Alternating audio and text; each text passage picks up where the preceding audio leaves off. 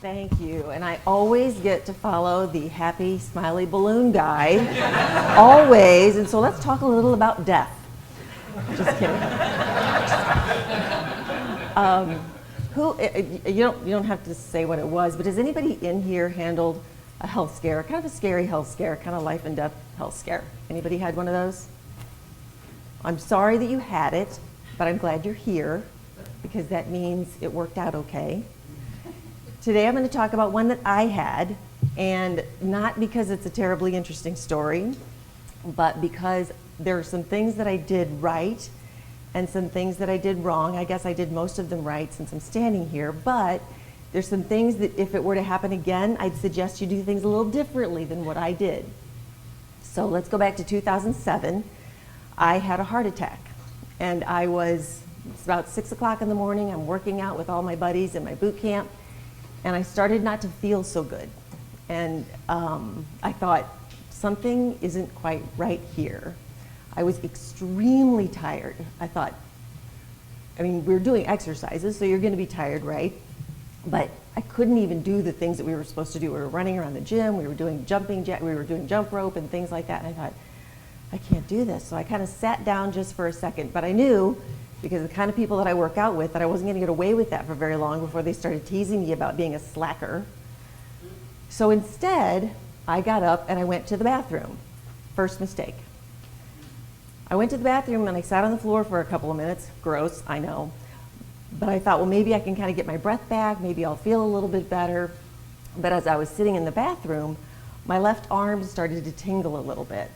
Now, up until then, the only thing that I'd felt is that my chest felt like it was on fire, and I was really, really tired. But when the arm thing happened, I kind of started to get a little more concerned. I don't know how many of you people watch like ER or something, but when you have a heart attack, it's not always one of those and then falling on the ground. That's not what happened to me. So anyway, I didn't want to cause a ruckus with all my boot camp friends. There's about 40 people in the room. So I went out and I thought, man, I am not gonna call an ambulance. I'm not gonna tell our boot camp instructor something is wrong and call an ambulance, because what if it's like gas or something? How embarrassing is that gonna be? So instead, I just packed up all my stuff. I made an excuse about having an early meeting. And second wrong thing I did was drive myself home. I thought, I'm only a mile away, I'm just gonna go and I'll figure it out. And so I drove myself home. Don't do that, call an ambulance. So I get home, and my husband was still asleep. It was fairly early workout, so he was still asleep. And so I went up and I woke him up and I said, honey, I think I'm gonna Google what it feels like to have a heart attack. And he sat up and he looked at me and he said, maybe we should just call 911. Smart guy. So we didn't Google what it feels like to have a heart attack. We called 911. Again, his smartness prevailed when mine was not. So I had a few minutes to kill while I was waiting for the ambulance to get there. And some people have told me this was stupid, but I really don't think it was. I was wearing my favorite workout shirt. It was this really cool Adidas shirt, and I thought, man, it's a heart attack. If it is a heart attack, they're gonna cut this shirt off of me. I love this shirt. So I changed out of that shirt into a zip-up hoodie that they wouldn't destroy taking it off. So people say that was a bad idea. I thought it worked out pretty well, and I didn't have anything to do.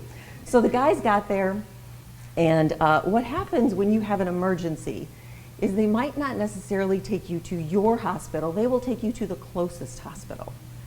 And because where I was, we live in Kirkwood, and where I was, we were kind of equidistant between the old St. Joe's Hospital and MOBAP. But they decided to take me to MOBAP, and it's a good thing they did, because no offense to St. Joe's, but the hospital was kind of going out at the time. And what I heard later was that if I had presented, they probably would not have had a cardiac surgeon with experience in what I was going through. So what I also learned later was that 70% of the cases at this time, in 2007, 70% of the cases that this are diagnosed post-mortem. So 70% of the time, they find out what this is after you're dead. So it was kind of ideal that I had some surgeon there who had seen this before, because what it was is called a spontaneous coronary artery dissection. It's idiopathic, which I only learned this term 2 days ago. There's no reason it should happen. It's one of the primary causes for heart attacks in women in their 40s and their 50s with no not symptoms, but no causes for it happening. So, but that's what I had. I had a spontaneous coronary artery dissection, a little tiny tear, which causes a heart attack, and there you have it. The only person I'd ever known at the time who had one was John Ritter. Do you remember him? Yeah. The Threes Company guy? That's what he died of. His was in a bigger artery than mine. So, in any case, let me get back to where I was here. So which hospital you go to matters depending upon what's wrong with you. So if you have a choice where you are, be aware of which hospitals are best at what. I wasn't, and I just kind of got the luck of the draw, but that's really important. In any kind of a situation that you can incorporate humor, it's really important.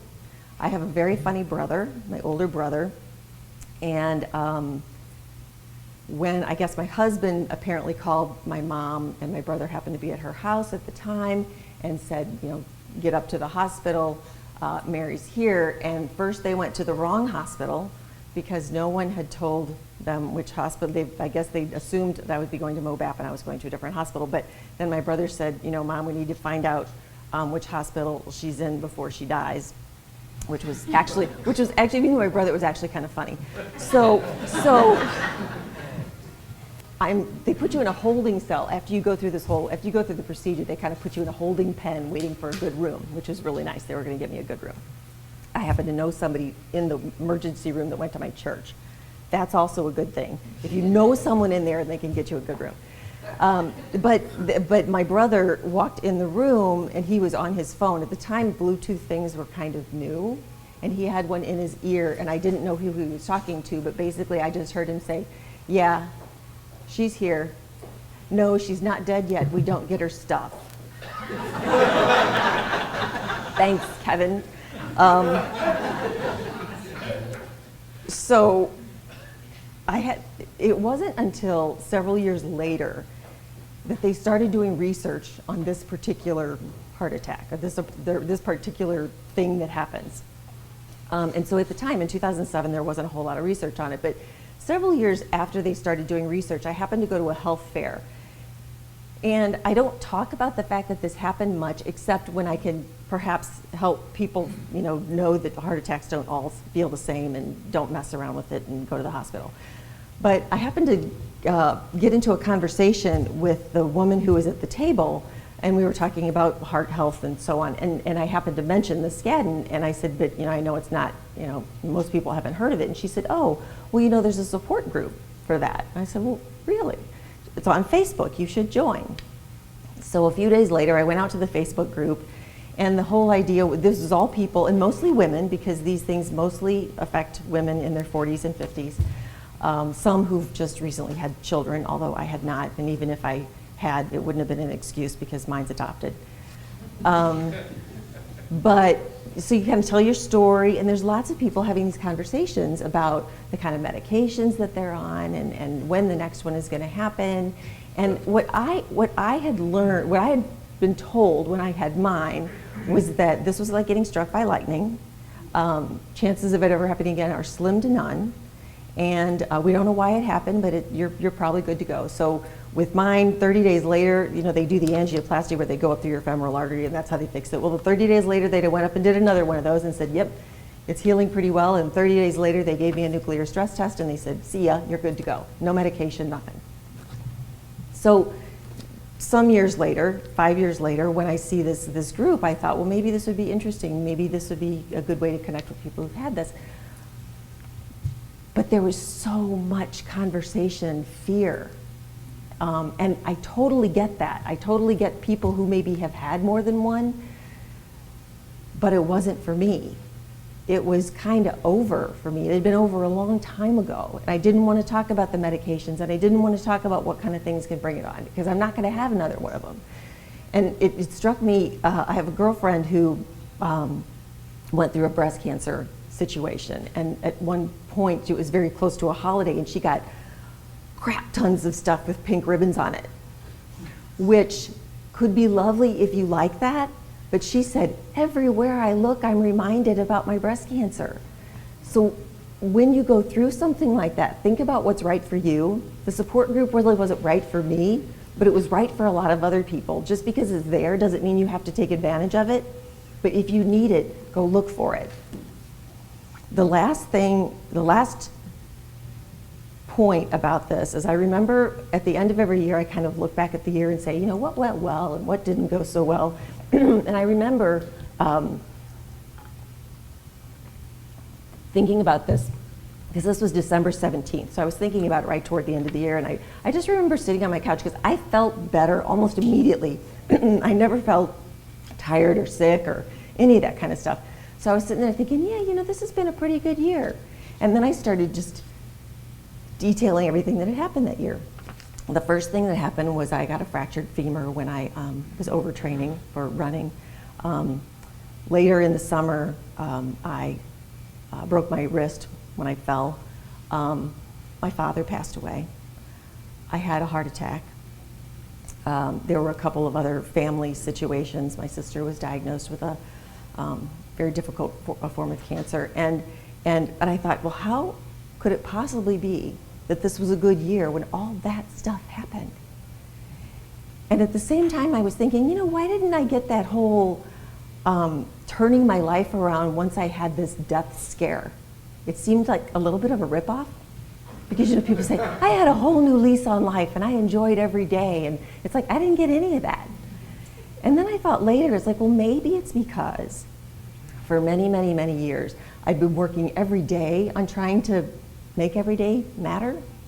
I've been trying to put humor in everywhere I could. I've been trying to care about people and let them know that I cared about them. I've been trying to work on my business. I've been trying to be a good friend and a daughter and all those kind of things. And so you don't have to have a big health scare to turn things around. It doesn't have to be like sometimes, you know, this darkness going into light and changing your life when you have something scary happen. You could just live your life that way all the time. And sure, I'm learning a lot of important lessons, like, you know, call 911 instead of Googling.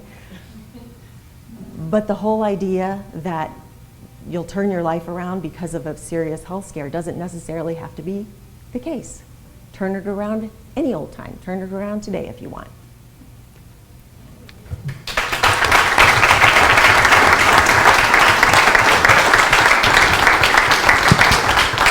Any questions? Questions for Mary? Comments for Mary?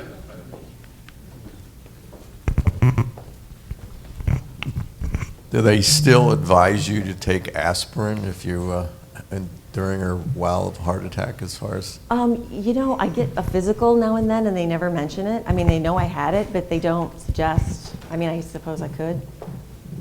Couldn't hurt, right? The little baby aspirin can't hurt. Mary, I know you do a lot of coaching. I'm just curious how this event affects you and your coaching, if at all, the way you coach others. It's very, while I'm talking to people about time and people management, how people take care of themselves is really important. I mean, one of the things that was really good about this is that I knew what wrong felt like. You should know your body well enough to know what wrong feels like, because I was tired, but it was a different kind of tired. And so you'll only know that if you take care of yourself all the time. You know, Dan's teaching me how to eat better. But it's not just all about how you manage your time, it's about how you manage yourself that will help you be better at everything that you do. So yes.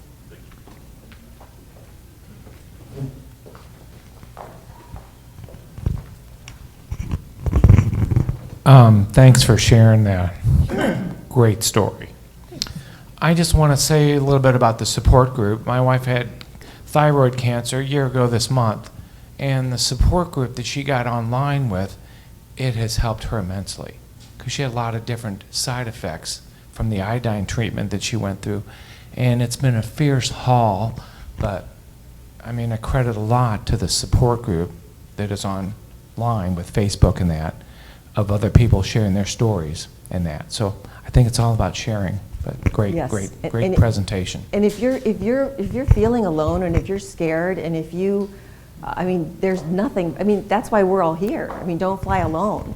It's absolutely a valuable thing, and you just need to look at your circumstance. Yeah, I had ovarian cancer, stage 3, in 1997, and that support group for me was not so much even the people in the room, but I learned medical things that my doctor maybe wasn't taking the time to share with me. But there was a time when I was done with it, because all they were people fighting for their lives, and that energy was like, I want to live. I don't want to keep rehashing. And so I understand when you reach that, for you, that point, but it saved me so many conversations with my doctor, because people in there that had been on drugs and things, I could go in there and say, look, somebody else over here told me about this. Because, I was having, after chemo, I was sick, and he was telling me that, well, you shouldn't be sick, but I went back, and then he gave me a drug that helped, so it was just like having that support, like John is talking about, for me to be a better steward of my illness. And this thing in the room, too, I got to tell everyone, is the doctors are not gods. Side note, if I can, I went in and I watched everything they did the first time they gave me my chemo. I had 23 and a half hours of, they would give me 8 hours of one drug, and then the chemo, and then another drug. And I went in, and they started to hook me up with chemo, and I'd asked before, why is it like this? They said to flush your system.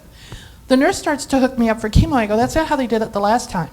Well, blah, blah, blah. And I said, no, that's not what they did the last time. Blah, blah, blah, blah. I go, please, go talk to someone. That's not what they did the last time. And I shouldn't be my own nurse or doctor, but you have to be. They're human beings. They're wonderful people. They try to make a difference, and they're human. So I didn't mean to go on, and I know we have a short time. So, done. You have to be your own patient advocate for sure. I mean, you really do need to know what's going on. Thanks, everybody.